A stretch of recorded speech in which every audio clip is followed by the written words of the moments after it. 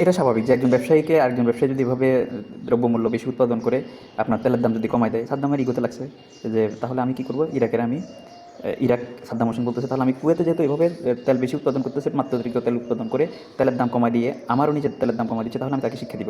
শিক্ষা কী দিব? আমি কুয়েতে হামলা করে কুয়েত কবজা করে নিব, কুয়েত কবজা করে আমি কুয়েতকে একটা শিক্ষা দিব। ঠিক যেটা সে করতে চাইছে এবং সে সেটা করছেও, কিন্তু কুয়েতে হামলা করে কুয়েতে যুদ্ধ করে কুয়েত কিন্তু সে আপনার সাদ্দাম হোসেন কিন্তু সাদ্দাম হোসেনের নিয়ন্ত্রণে নিয়ে নিয়েছে। কিন্তু নেওয়ার আগে তার একটা ভয় ছিল যে আমি যদি কুয়েতে হামলা করি তাহলে এখন পৃথিবীর সুপার পাওয়ার হলো যে আমেরিকা, আমেরিকা যদি আবার আমাকে হামলা করে, সেজন্য সে আগেই আমেরিকা থেকে অনুমতি নিয়েছে যে আমি কিন্তু আগামী কিছুদিনের মধ্যে আমি কুয়েতে আমি হামলা করব, এতে তোমাদের কোনো আপত্তি আছে কিনা, যদি তোমাদের আপত্তি থাকে সেক্ষেত্রে আমি হামলা করবো না, যদি তোমাদের আপত্তি না থাকে তাহলে আমি হামলা করবো। দেখেন আমেরিকা এই একটা সুযোগ পেয়েছে আরব দেশে ঢোকার জন্য। আমেরিকার উপরে সাদ্দামকে বলছে যে ঠিক আছে না, সমস্যা নেই, এটা তুমি হামলা করো, এটা তোমরা আরব নেতা, তোমাদের আরবদের ব্যাপারে, এখানে আমি নাক গলাতে আসবো না। কিন্তু ঠিকই পরবর্তীতে কিন্তু নাক গলাইছে, কীভাবে গলাইছে সেটাই বলতেছি। এখন আপনার সাদ্দাম হোসেন ইরাক যখন গ্রিন সিগন্যাল পাইলো আমেরিকার কাছ থেকে, তখন সাদ্দামে হামলা করে ইরাককে আপনার কুয়েতকে কিন্তু সাদ্দাম হোসেনের নিয়ন্ত্রণে নিয়ে নেওয়ার পরেই কিন্তু এবারে আমেরিকার আসল রূপ বের করে দিল, তাদের ষড়যন্ত্রটা তারা চাল দিল, তাদের ষড়যন্ত্র চালার তারা সুযোগটা পেয়ে গেল। কীভাবে পেলো সেটা এখন ক্লিয়ার করছে আপনাদেরকে। দেখেন আমেরিকা কীভাবে এবারে ষড়যন্ত্র শুরু করলো মধ্যপ্রাচ্যে, সুযোগ পেলো কীভাবে। এদিক দিয়ে সাদ্দামকে বলছে যে তুমি কুয়েতে হামলা করো, কোনো সমস্যা নাই, আমরা তোমাকে কিছু বলবো না। সাদ্দাম হোসেন কিন্তু হামলা করে মাত্র 2 দিনের ভিতরে কুয়েত বিজয় করে ফেলছে। কুয়েত বিজয় করে কুয়েতের তেলের সম্পদের আপনার নিয়ন্ত্রণ নিজের মধ্যে নিয়ে নিছে। আর এদিকে আমেরিকা কী বলছে, আমেরিকা গোপনে অন্যান্য আরব লিডারদের সাথে বৈঠক করা শুরু করছে। বৈঠক করে সাদ্দাম হোসেনকে ভিলেন বানিয়েছে যে দেখো সাদ্দাম কিন্তু মাত্র 2 দিনে এই যে কুয়েতকে বিজয় করে ফেলছে, কুয়েত নিয়ন্ত্রণে নিয়ে নিছে। ধীরে ধীরে কিন্তু এবার একের পর এক তোমাদের সবাইকে সে কন্ট্রোলে নিয়ে নেবে, তোমাদের দেশ পরাধীন হয়ে যাবে, তোমাদের দেশও সে নিয়ন্ত্রণ করে ফেলবে।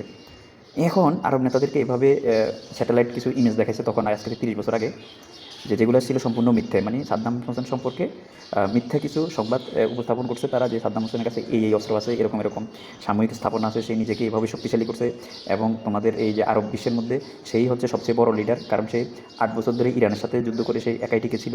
এখন ভবিষ্যতে সে তোমাদেরকে, এখন যেহেতু তোমাদের বন্ধু থেকে শত্রু হয়ে গেছে, আস্তে আস্তে তোমাদের থেকেও সে তোমাদের দেশ ছিনিয়ে নেবে। এইভাবে ওদের ব্রেন ওয়াশ করে, আরব নেতাদের ব্রেন ওয়াশ করে আমেরিকা এই আরব দেশগুলোতে ঢুকা শুরু করলো। দেখেন প্রথমে তো আমেরিকা আরব বাচ্চাদের কাছে সামনে সাদ্দাম হোসেনের ভয় ঢুকে দিয়েছে। এখন ভয় ঢুকে দেওয়ার পরে এখন আরব বাচ্চারা বলতেছে যে তাহলে সাদ্দাম হোসেন থেকে আমেরিকাকে বলতেছে যে আমাদেরকে তুমি রক্ষা করো। কীভাবে রক্ষা করবা? এই তো সুযোগ পেয়ে গেছে এখন আমেরিকা বলতেছে হ্যাঁ আমি রক্ষা করতে পারবো তোমাদেরকে এক সপ্তাহে।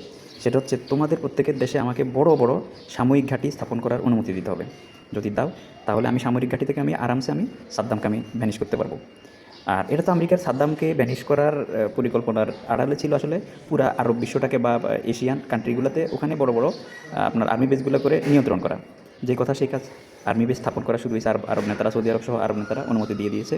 আর পাশাপাশি আমেরিকার সাথে এটা ডিল হয়েছে যে তোরা তেল বিক্রি করবি আমেরিকান ডলারে আর আমাদের কাছ থেকে অস্ত্র কিনবি। তো এভাবে কিন্তু ডিল হয়ে আমেরিকা এককভাবে তাদের ডলারের নিয়ন্ত্রণ নিয়ে নিল, মধ্যপ্রাচ্যের সাময়িক স্থাপনা তৈরি করে ফেললো, এক ডিলে 2 পাখি মারা। এভাবে কিন্তু আরব বিশ্বে আমেরিকা ঢুকে গেল। তো সর্বপ্রথম কিন্তু সৌদি আরবে আমেরিকাকে অনুমতি দিয়েছিল বড় ধরনের মিলিটারি বেস বানানোর জন্য।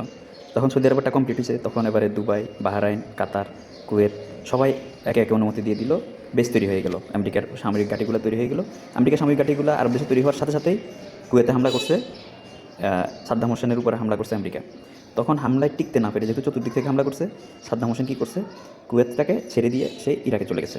মানে এটা আরব নেতারা তো এতে খুশি হয়ে গেছে যে আমেরিকা কুয়েতটাকে আবার ফিরিয়ে দিল সাদ্দাম হোসেনের কাছ থেকে। তো এভাবেই কিন্তু এই যে আমেরিকার আধিপত্য আরব দেশে প্রতিষ্ঠিত হয়েছে। পরবর্তীতে তো এই বেসগুলো থেকে সাদ্দাম হোসেনের পতন করলো, এরপরে আফগানিস্তানে হামলা করলো, এরপরে লিবিয়া নিঃশেষ করে দিল, সিরিয়া নিঃশেষ করে দিল। এভাবেই একে একে কিন্তু আমেরিকাকে আরবেরাই জায়গা দিছে, আর আরবদের নাকের ডগায় বসে আরব দেশগুলোতে এভাবে আমেরিকা ধ্বংস করলো। পাশাপাশি ইসরায়েল কিন্তু এটার পিছনে সবচেয়ে বড় একটা ষড়যন্ত্র করছে, আমেরিকাকে সৌকৌশলে আরব দেশে ঢুকেছে। কারণ ডিরেক্টলি যদি ইসরায়েল আরব দেশে ঢুকতো তাহলে আরবরা তারা কিন্তু ইসরায়েলকে এমনি পছন্দ করতো না ইহুদি দেশ হিসেবে।